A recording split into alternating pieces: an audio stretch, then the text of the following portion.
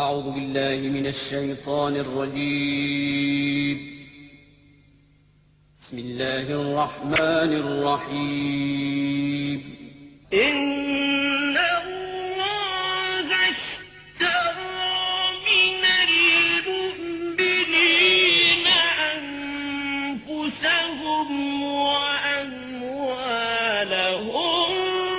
بأن لهم الجنة يقاتلون في سبيل الله فيقتلون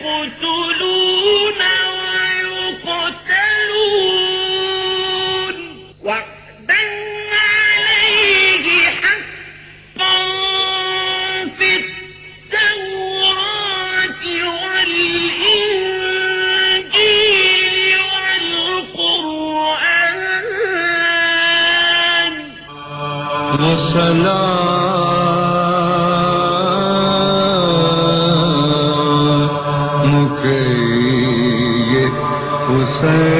حسین پر کہ بہشت جسے کا صلہ ملے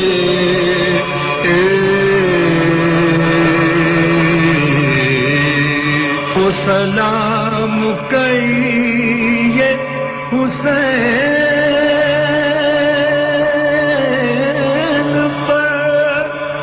کہ بہشت کسی کا صلہ ملے یہ طلب تو اپنی طرف سے ہے مجھے دیکھیے وہاں کیا.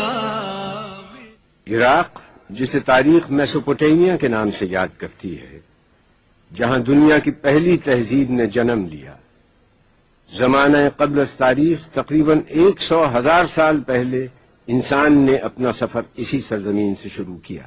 تحریر سب سے پہلے عراق میں سومیرین نے لکھنی شروع کی. دنیا کا پہلا اسکول عراق میں بنا. اصول قوانین قانون اور سیاسی ادارے یہیں بنے. بابل و نینوا کی تاریخ بھی عراق کی تاریخ ہے. جغرافیائی طور پر عراق 3 بر اعظموں افریقہ، ایشیا اور یورپ کے بیچ میں ایک پل ہے. عراق کا مجموعی رقبہ 4,38,446 اسکوائر کلومیٹر ہے. اس کے 18 صوبے ہیں. بغداد اس کا پایہ تخت ہے، جسے بغداد الرشید بھی کہتے ہیں. بغداد کی تعمیر ابو جعفر المنصور کے زمانے میں ہوئی. بغداد سائنس اور علوم و فنون کا بہت بڑا مرکز رہا ہے. مسجد الاعظم بغداد کی ایک اہم اور تاریخی مساجد میں سے ایک ہے، اور اسے مسجد امام ابو حنیفہ بھی کہتے ہیں. آپ کی وفات 150 ہجری میں ہوئی. آپ کا مقبرہ بھی اسی مسجد میں موجود ہے. آپ امام جعفر صادق کے شاگرد تھے. الرصفہ کے مقام پر مسجد گیلانی ہے. یہ جگہ باب الشیخ کے نام سے مشہور ہے. یہاں الشیخ عبد القادر گیلانی کا مزار ہے. آپ 470 ہجری میں ایران میں کیسپین سی کے جنوب میں صوبہ گیلان میں پیدا ہوئے. آپ کا شجر نسب امام حسن سے ملتا ہے. شیخ معروف الکرخی کی مسجد بھی بغداد کی قدیمی مسجد ہے. معروف الکرخی کا مزار بھی یہیں ہے. آپ کی وفات 200 ہجری میں ہوئی. آپ امام رضا کے صحابی تھے. یہ مسجد براسا ہے جو بغداد کی ایک قدیم مسجد ہے، اور یہاں حضرت قمبر کا مقبرہ ہے جو حضرت علی کے وفادار صحابی تھے.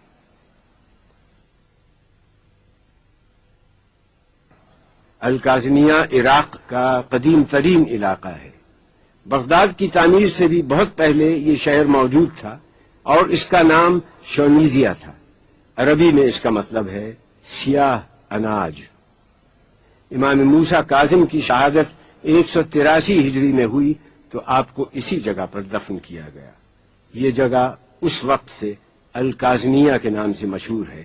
اس کا مطلب ہے ایسا آدمی جسے اپنے غصے پر قابو حاصل ہو. امام محمد تقی جواد نے 219 ہجری میں وفات پائی. ان کی تدفین بھی اسی مقام پر ہوئی۔ ان روضوں کے اطراف میں ایک شہر آباد ہو گیا۔ اس جگہ کو القاسمین اور الجوادین کہا جاتا ہے۔ صحن میں داخل ہوتے ہی ان مقامات کا تقدس زائرین کو ایسے ہیجان اور فرط عقیدت سے دوچار کرتا ہے جسے الفاظ میں بیان کرنا مشکل ہے۔ سونے اور چاندی کی منقش ٹائلوں پر قرآنی آیات کندہ ہیں۔ امام موسیٰ بن جعفر کو امام الکاظم بھی کہا جاتا ہے۔ آپ کے جد رسول خدا تھے۔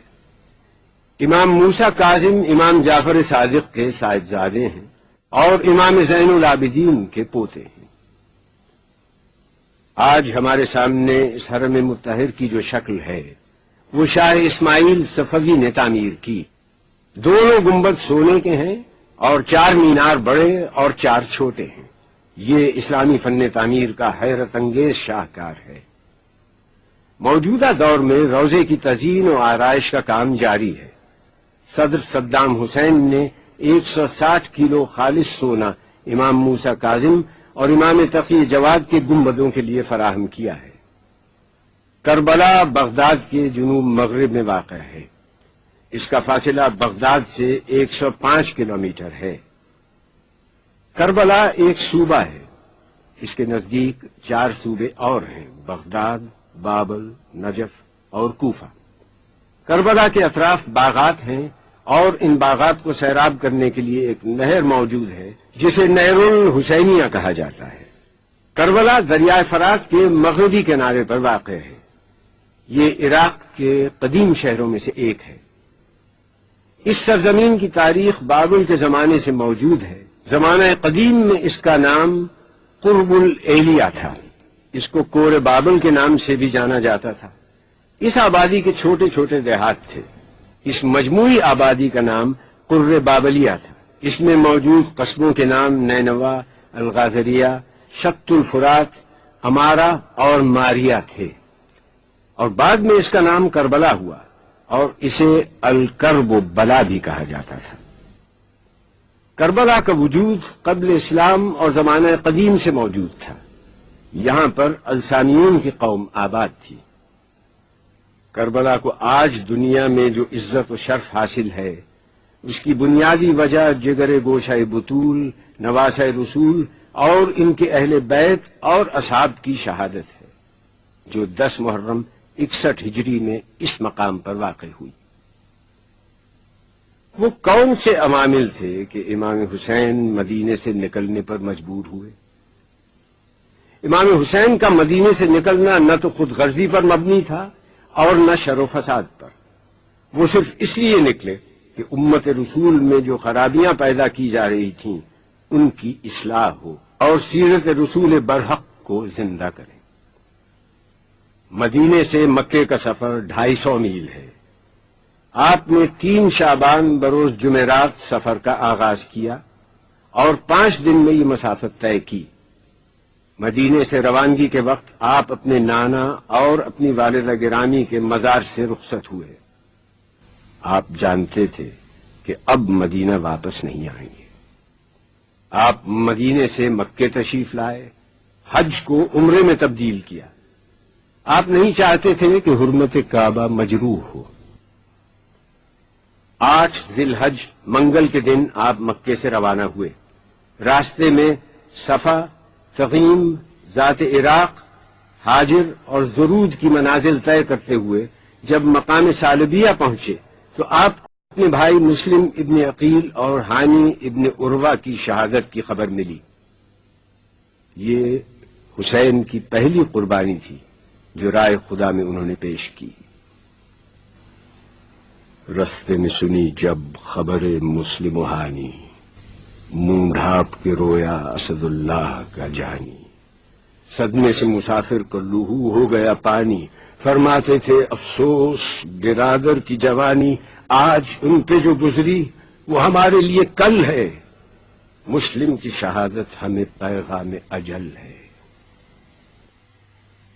اس کے بعد منزل زبالہ بطن عقیق سے ہوتے ہوئے جب سرات کی منزل پر پہنچے تو آپ نے محرم کا چاند دیکھا۔ ذو حسن کی منزل پر حر کا لشکر آپ کے راستے میں مزاحم ہوا۔ حر نے آپ کے قافلے کو آگے جانے سے روکا.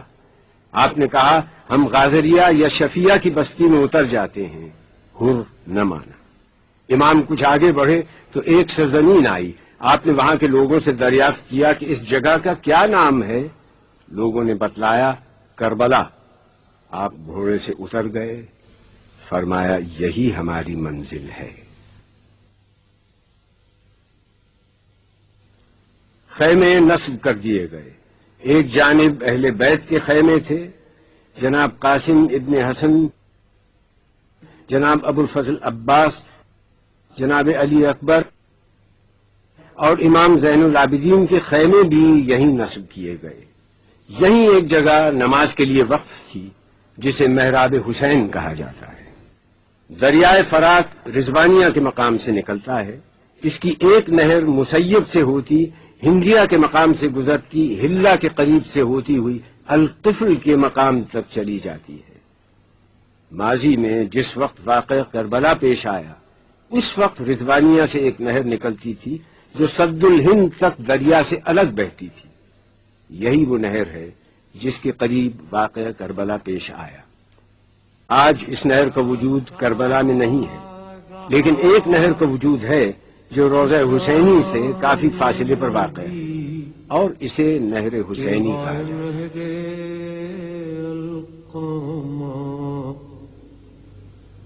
اٹھتی رہی موج تیری اے نہر القامہ، ایک مشک پانی کے لیے عباس کے شان کٹے. ندی لہو کی بہ گئی اے نہر القامہ.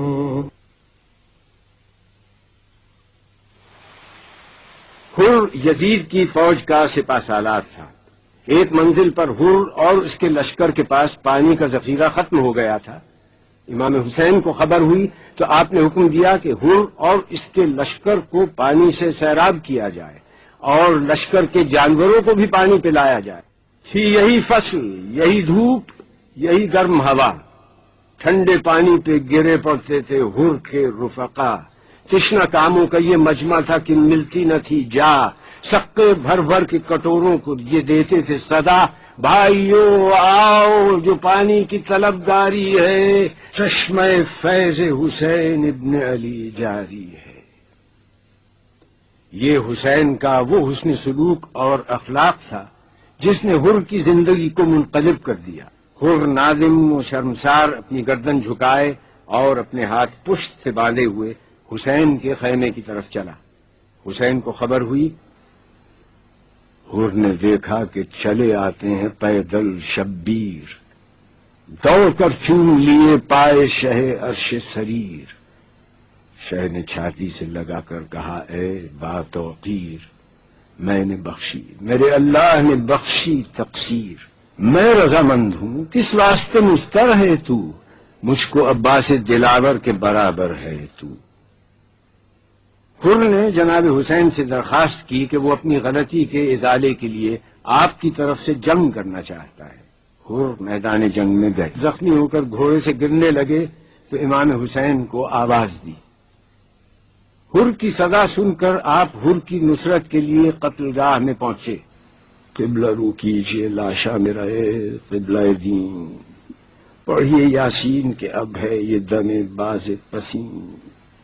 کوش نزدیک ہے اے بادشاہ عرش نشین، لیجئے تن سے نکلتی ہے میری جان حزین. بات بھی اب تو زباں سے نہیں کی جاتی ہے، کچھ اڑا دیجئے مولا، مجھے نیند آتی ہے. مسیب ایک چھوٹا سا قصبہ ہے، کربلا سے تقریباً 40 کلومیٹر کے فاصلے پر ہے. حضرت مسلم ابن عقیل کے صاحبزادوں سید محمد اور سید ابراہیم کے مزارات ہیں. حضرت مسلم بن عقیل سفیر امام حسین تھے. آپ امام حسین کا خط کوفیوں کے نام لائے تھے. یہ صاحبزادے اس سفر میں آپ کے ساتھ تھے. مسلم کی شہادت کے بعد یہ بچے قید کر دیے گئے اور بعد میں انہیں شہید کر دیا گیا. حضرت اول کی مرقد کربلا سے 10 کلومیٹر کے فاصلے پر ہے. جناب زینب کے صاحبزادے اور جعفر طیار کے پوتے ہیں.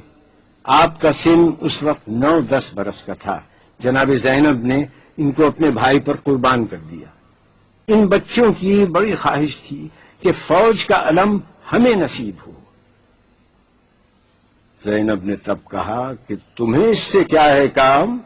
کیا دخل مجھ کو؟ مالک و مختار ہیں امام. دیکھو نہ کی جو بے ادبانہ کوئی کلام، بگوں گی میں جو لوگ زباں سے علم کا نام. لو جاؤ بس کھڑے ہو الگ ہاتھ جوڑ کے، کیوں آئے ہو یہاں علی اکبر کو چھوڑ کے؟ حضرت عباس کا حرم مطہر امام حسین کے روضے سے 350 میٹر کے فاصلے پر ہے. امام حسین اور حضرت عباس دونوں روضوں کے درمیان ایک کشادہ صحن ہے جس میں 2 رویا کھجور کے درخت ہیں. حضرت عباس امام حسین کے چھوٹے بھائی اور علی مرتضیٰ کے فرزند ہیں. آپ کی والدہ گرامی کا نام ام البنین ہے. آپ کا تعلق قبیلہ بنی کلاب سے تھا. آپ کے 4 فرزند تھے. یہ سب کربلا میں شہید ہوئے. ابو الفضل عباس کے روضے کا صحن بہت وسیع ہے. صحن کے 8 دروازے ہیں: باب امام حسن، باب امام حسین، باب صاحب الزمان، باب امام موسیٰ ابن جعفر. ان کا رخ مغرب کی طرف ہے. باب امیر المومنین اور باب امام رضا، ان کا رخ مشرق کی طرف ہے. باب الرسول جس کو باب قبلہ کہا جاتا ہے، اس کا رخ جنوب میں ہے. شمال میں ایک دروازہ ہے جسے باب امام جواد کہا جاتا ہے. گنبد کی لمبائی 39 میٹر ہے. میناروں کی لمبائی 44 میٹر. رواق کی پیمائش 320 میٹر مربع، صحن کی پیمائش 9300 میٹر مربع اور حرم کی پیمائش 1836 میٹر مربع ہے. قبر مطہر کے اوپر گنبد ہے اور اس کو بھی خالص سونے سے بنایا گیا ہے. گنبد کے اندر میناکاری کی گئی ہے. سونے سے آیات قرآن کندہ کی گئی ہیں. یہ گنبد بھی اسلامی فن تعمیر کا شاہکار ہے. صحن کے چاروں طرف کی دیواروں پر کاشی کاری اور نقش کاری کی گئی ہے جو اس فن کا ایک نادر نمونہ ہے. حضرت عباس کی ولادت 4 شعبان کو ہوئی. آپ دنیا میں تشریف لائے. آپ نے آنکھیں نہیں کھولی تھیں کہ علی نے کہا حسین کو بلاؤ. حسین کے ہاتھوں میں عباس کو دیا اور آنکھیں کھولی. حسین نے اپنے بابا سے سوال کیا کہ آپ نے میرے بھائی کا کیا نام رکھا؟ کہا عباس. عباس کے معنی ہیں بفرا ہوا شیر. آپ کو قمر بنی ہاشم اور باب الحوائج بھی کہا جاتا ہے. آپ کی تربیت دامان علی اور دامان حسن و حسین میں ہوئی. آپ کا اخلاق، فضل، ادب، علم، شجاعت بے مثال تھا. آپ نے امام حسین کو بڑا بھائی نہیں آقا سمجھا. امام حسین نے بھی آپ سے ہر مرحلے پر صلاح و مشورہ کیا. امام حسین کو جب بھی کوئی مشکل ہوتی حضرت عباس بڑھ کر بھائی کا ساتھ دیتے. 60 ہجری میں امام حسین نے مدینے سے سفر کا آغاز کیا. حضرت عباس کو سامان سفر تیار کرنے کا حکم دیا. آپ نے حکم کی تعمیل کی. والدہ گرامی ام البنین نے آپ کو ہدایت کی کہ میرے 3 بیٹے بھی تمہارے ہمراہ جا رہے ہیں. میں نے زندگی بھر فاطمہ زہرا کے گھر کی کنیزی کی ہے. حسین پر اگر کوئی وقت آئے اپنی جان کو حسین کی جان سے عزیز نہ رکھنا. کی عرض میرے جسم پہ جس وقت تک ہے سر، ممکن نہیں ہے یہ کہ بڑھے فوج بد گوہر. تیغیں کھینچیں جو لاکھ تو سینہ کروں سپر. دیکھیں اٹھا کے آنکھ یہ کیا تاب کیا جگر. ساونت ہیں پسر اسد ذوالجلال کے، گر شیر ہو تو پھینکتے آنکھیں نکال کے. عاشق، غلام، خادم دیرینہ، جانثار، فرزند، بھائی، زینت پہلو، وفا شعار، رات رساں، مطیع، نمودار، نامدار، جرار، یادگار پدر، فخر روزگار. یہ تمام صفات آپ میں وقت واحد میں موجود تھی. کربلا میں خاندان رسالت کا ہر فرد نمائندگی کر رہا تھا. حسن کی نمائندگی قاسم کر رہے تھے، حسین نانا کی نیابت کر رہے تھے، حسین کی نیابت علی اکبر کر رہے تھے، عباس علی مرتضی کی نیابت کر رہے تھے۔ صبح عاشور کا سورج طلوع ہوا۔ سوال یہ تھا کہ حسین کی چھوٹی سی فوج کا علم کسے نصیب ہو۔ حسین نے جناب زینب سے مشورہ کیا کہ بہن، یہ علم کا عہدہ سپرد کرنے کا وقت ہے، تمہارا کیا مشورہ ہے؟ بولی بہن کہ آپ بھی تو لیں کسی کا نام، ہے کس طرف توجہ سردار خاص و عام، قرآن کے بعد ہے تو بس آپ کا کلام، گر مجھ سے پوچھتے ہیں شہ آسماں مقام، شوکت میں قد میں شان میں ہم سر کوئی نہیں، عباس نامدار سے بہتر کوئی نہیں۔ حسین نے علی اکبر سے کہا کہ چچا کو بلاؤ اور کہو کہ پھپھی نے یاد کیا ہے۔ عباس آئے، ہاتھوں کو جوڑے، حضور شاہ جاؤ بہن کے پاس، یہ بولا وہ دیں پناہ۔ زینب وہیں علم لیے آئیں بعز و جاہ، بولے نشاں کو لے کے شہ عرش بارگاہ، ان کی خوشی ہے جو رضا پنجتن کی ہے۔ لو بھائی لو علم، یہ عنایت بہن کی ہے۔ عباس فوج حسینی کے علم بردار ہو گئے۔ علم ہر طرح سے عباس کا ہے۔ نجف کی سمت دیکھ کر کہا، منہ کر کے سوئے قبر علی پھر کیا خطاب، ذرے کو آج کر دیا مولا نے آفتاب، یہ عرض خاکسار کی ہے یا ابو تراب، آقا کے آگے ہوں میں شہادت سے کامیاب، سر تن سے ابن فاطمہ کے روبرو گرے، شبیر کے پسینے میں میرا لہو گرے۔ حسین کی لاڈلی اور چہیتی بیٹی سکینہ نے اپنے امو جان جناب عباس سے پانی کی خواہش کی۔ یہ وہ پانی ہے کہ جس کا ذکر قرآن میں ہے کہ ہم نے ہر چیز کو پانی سے خلق کیا ہے، اور آج آل رسول پر فوج یزید نے پانی بند کر دیا۔ عباس مسکرا کے پکارے کہ آؤ آؤ امو نثار، پیاس سے کیا حال ہے بتاؤ۔ بولی لپٹ کے وہ کہ میری مشق لیتے جاؤ، اب تو علم ملا تمہیں پانی مجھے پلاؤ، تحفہ نہ کوئی دیجیے نہ انعام دیجیے، قربان جاؤں پانی کا ایک جام دیجیے۔ حضرت عباس میدان میں گئے، جنگ کی ترائی تک گئے، مشق سکینہ کو بھرا، خیمہ گائے حسینی کی طرف پلٹ رہے تھے کہ دشمنوں نے آپ کا ایک شانہ جدا کیا، مشق کو دوسرے ہاتھ سے تھاما، آپ کا دوسرا بازو بھی جدا ہوا، مشق سکینہ بہہ گئی، چہرے تمام گرد غریبی سے اٹ گئے، دو ہاتھ کیا کٹے، سبھی ہاتھ کٹ گئے۔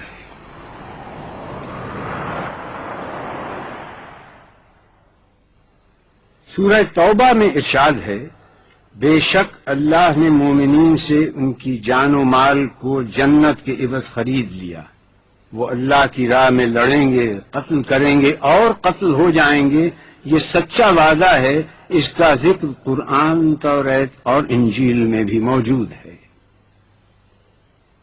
اللہ کے برگزیدہ بندے اللہ کے اس پیغام کو بخوبی سمجھتے ہیں اور اس پر عمل پیرا بھی ہوتے ہیں۔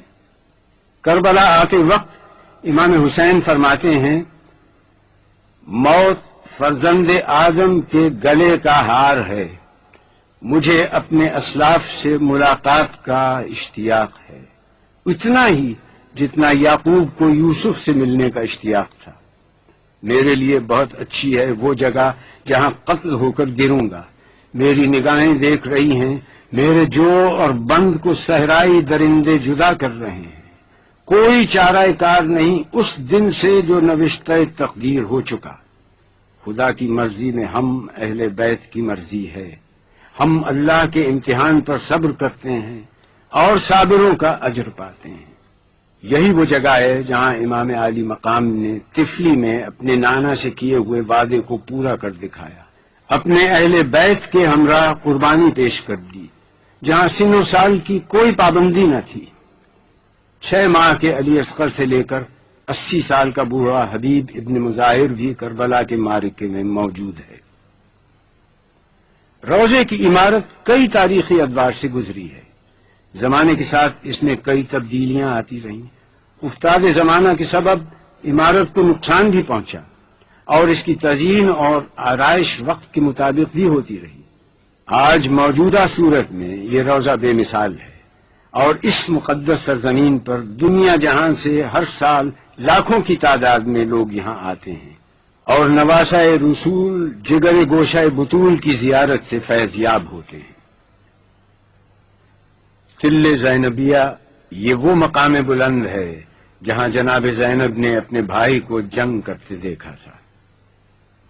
جناب زینب جب اسیر ہو کر کربلا سے کوفے کی طرف روانہ ہونے لگیں تو آپ نے خاندان رسالت کے صبر و استقامت کی تاریخ کو آگے بڑھانے کا عزم کیا.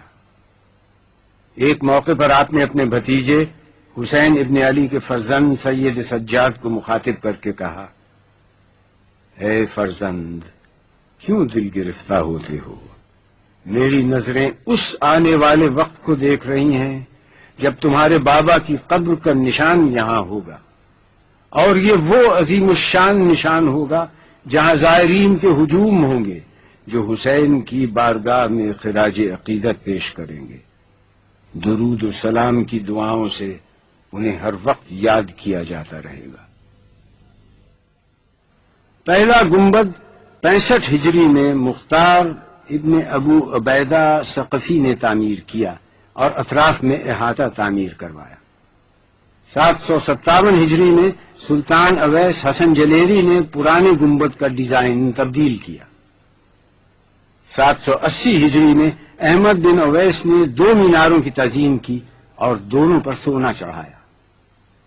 1032 ہجری میں شاہ عباس صفوی نے تانبے اور کانسی کی زرعی تعمیر کروائی اور گنبدوں کو کاشی ٹائل سے مزین کیا. 1155 ہجری میں نادر شاہ زیارت کے لیے آیا تو اس نے روضے کی آرائش میں اضافہ کیا اور قیمتی تحائف نظر کیے. 1211 ہجری میں شاہ محمد قاچار نے گنبدوں کو سونے سے مزین کیا. 1232 ہجری میں فتح علی شاہ قاچار نے چاندی کے ذریعے بنوائی اور سونے کی پلیٹیں لگائیں.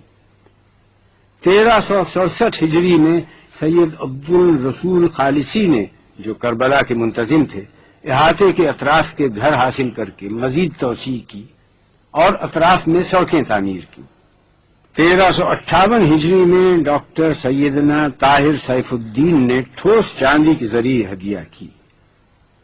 1360 میں عالی مرتبہ ڈاکٹر سیدنا طاہر سیف الدین نے مغربی مینار دوبارہ تعمیر کروائے. روضے کے 4 دروازے ہیں. مرکزی دروازے کو باب القبلہ کہا جاتا ہے. ایک کا رخ جنوب کی طرف، ایک کا رخ مغرب کی طرف اور 2 دروازوں کا رخ شمال کی طرف ہے. یہ دروازے قیمتی لکڑی سے بنائے گئے ہیں. حرم کا مرکزی دروازہ سونے کا ہے. صحن کا رقبہ 15,000 میٹر مربع ہے. دیواروں پر اسلامی نقاشی کی گئی ہے جو آنکھوں کو خیرہ کر دیتی ہے.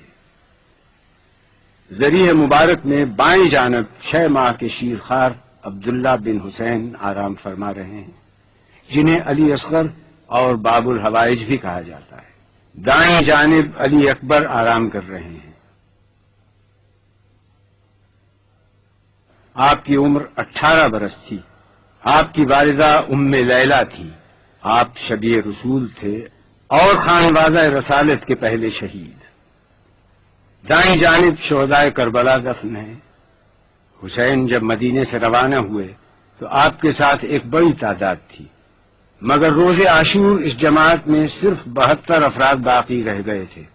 آپ کے اصحاب نے صبر و استقامت کا وہ مظاہرہ کیا کہ حسین نے کہا کہ مجھے وہ اصحاب ملے جو میرے بابا علی مرتضیٰ کو بھی نہ مل سکے. حضرت عباس، حبیب ابن مظاہر، حر اور جناب اون کے علاوہ تمام شہدائے کربلا اسی مقام پر دفن ہیں. اسی لیے اس جگہ کو گنج شہیداں کہا جاتا ہے. اپنے اصحاب سے خطاب کرتے ہوئے فرمایا، جو صورتحال پیش آئی ہے وہ تم دیکھ رہے ہو. یقیناً دنیا کا رنگ بدل گیا ہے اور اس کی نیکی رخصت ہو چکی ہے، اس میں کچھ باقی نہیں رہ گیا ہے سوائے اس تھوڑی سی تری کے جو پانی بہہ جانے کے بعد کسی برتن میں باقی رہ جاتی ہے، اور ایک پست زندگی جو زہریلی گھاس کی مانند ہے۔ کیا تم نہیں دیکھتے کہ حق پر عمل نہیں ہوتا، باطل سے علیحدگی اختیار نہیں کی جاتی؟ اس صورت میں مومن یقیناً خدا کی ملاقات کا آرزو مند ہوتا ہے۔ میرے نزدیک تو موت میں شہادت کی نعمت ہے، ان ظالموں کے درمیان زندہ رہنا وبال جان ہے۔ روضہ امام حسین میں بائیں جانب حبیب ابن مظاہر الاسدی کی ذریع مبارک ہے۔ آپ صحابی رسول حضرت علی کے دوست اور قبیلہ بنی اسد کے سردار تھے، کربلا میں شہید ہوئے اور بنی اسد کے لوگوں نے آپ کو دفن کیا۔ رباق میں حضرت ابراہیم المجاب کی ذریع ہے، آپ امام موسیٰ کاظم کے پوتے ہیں اور واقعہ کربلا کے بعد آپ کو یہاں دفن کیا گیا۔ یہ مقام شہادت ہے۔ امام حسین نے سجدہ آخر ادا کیا۔ آغاز حیات انسان کا پہلا جھگڑا سجدے پر ہوا۔ سن 61 ہجری 10 محرم عصر عاشور امام حسین نے وہ سجدہ کیا کہ رہتی دنیا تک باطل کا سر جھکا دیا اور حق کو سر بلند کر دیا۔ اقبال نے کہا، ان کی زیری تھی گوید لا الہ، ان کی از خونش بھی روید لا الہ، ان کی بخشد بھی یقیناً را یقین، ان کی لرزد از سجود او زمین۔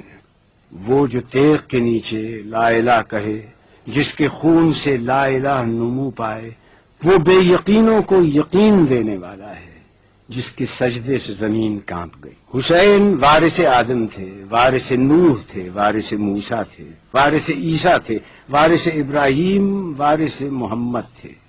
گرتے ہی سجدہ کیا، جلتی زمین پر پیشانی کو رکھ کر آواز دی، خدا بندہ تو میرا سہارا ہے، ہر تکلیف میں اور ہر امید کا مرکز ہے۔ جو کچھ کہنا ہے تجھی سے عرض کرتا ہوں، اس لیے کہ میں کسی اور کو جانتا ہی نہیں کہ جس سے تجھے چھوڑ کر لو لگائی جائے۔ یقیناً ساری نعمتیں تیری ملکیت ہیں، ساری بھلائیوں کا مرکز تو ہی ہے، ہر حال میں تو ہی آخری جائے پناہ ہے۔ میں تیری قضا پر راضی ہوں، تیرے امر کو تسلیم کرتا ہوں، تیرے امتحان میں صابر ہوں، تیرے سوا کوئی معبود نہیں۔ اے بے پناہوں کو پناہ دینے والے، میری مدد کر۔ پروردگار، میں نے اپنے وعدے کو پورا کیا، تو اپنے وعدے کو پورا کر۔ سجدہ ختم ہوا، سر نہیں اٹھا، سر اٹھایا گیا۔ ہائے حسین مصلح افکار مرحبا، اے بے نیاز رزق و بسیار مرحبا، اے تیغ انقلاب کی جھنکار مرحبا، اے دست کردگار کی تلوار مرحبا، تو نے لہو سے شمع جلا دی عقول کی، ہوتا نہ تو نبض نہ چلتی اصول کی۔